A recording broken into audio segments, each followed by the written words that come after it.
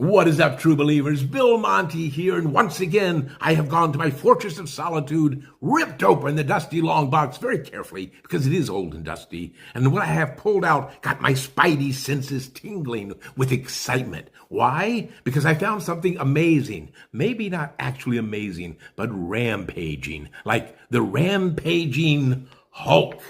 Back in the 1970s, Marvel Comics loved to do black and white magazines of their heroes. You could find a magazine for everyone. Conan the Barbarian especially had many of them. But you had horror magazines like for Dracula and the monsters. You had Shang-Chi and the Master of Kung Fu and Kung Fu magazines. But the Rampaging Hulk took an interesting tact to their storytelling. All of the stories within these magazines took place within the first year or years that the Hulk was in existence. So you got to revisit some of those stories from a whole new perspective. What I like about this one, which is number 8 in the series, is that it featured, as you can see here with backward print, the mighty Avengers, Thor, Iron Man, Ant-Man, the original Avengers, pre-Captain America.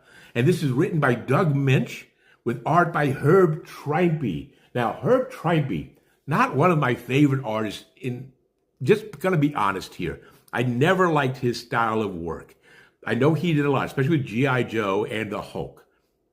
Unless he was inked by a strong inker, John Severin comes to mind. He was great when John Severin was doing it. This particular issue, we're talking Alfredo Alcala, who was a very strong inker. You actually ended up looking more like his pencils than perhaps anyone else's when he was doing the artwork. Let's see if I can find a picture here of the Hulk for us to see, and you can kind of see what I'm talking about. See right here, Herb Trimpe, you can kind of see his influence on it, but it absolutely looks more like Alcala's artwork.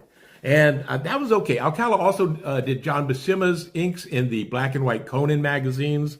And to me, Trimpe needed it, especially because this issue features the Avengers in it. And trying to get Herb Trimpe to draw the Avengers well never worked out in his regular monthly color magazine. So worked out well here. So we have a story that takes place with an alien villain that the Hulk fought early on in his career. And then you can see the final page is where he's actually facing the Avengers. So an exciting story. I loved finding this. Again, I found these books that I've been featuring here in this series in a closet. Didn't know I had them anymore. So how exciting was this? Hope you enjoyed this trip down memory lane. And we're going to be doing this again tomorrow when once again we open up the dusty long box and all say together, AlkaSeltzior!